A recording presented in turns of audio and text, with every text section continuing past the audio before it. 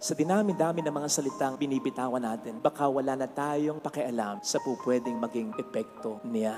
Aware po ba kayo na sa kahit isang salita lamang ay pupwede tayong bumuhay o pumatay ng tao? Hindi naman ako nagsabi niyan, kundi ang Panginoon, ang banal na kasulatan. Ang dila, kala mo mahina, walang buto, pero wag ka, makapangyarihan ang dila. Bakit nga? Magsalita lamang tayo, pumupukaw na tayo ng reaksyon sa ating kapwa-tao. Magsalita ka lamang ng may paghingi ng paumanhin, paghingi ng tawad, suddenly, mayroong maghihilom na sugat. Magsalita ka lamang ng may pagmamahal, love you, miss you, may gagaan ang pakiramdam. On the other hand, kahit isang salita lang, pwedeng makapagpaluhay. Kahit isang masakit, matalim na salita, pwedeng sumira ng malalim na ugnayan. Ganon ka makapangyarihan, ang sa akala mo ay salita lang. Mag-ingat sa mga salitang bibitawan mo, sapagkat aanihin mo ang pwedeng ibunga nito.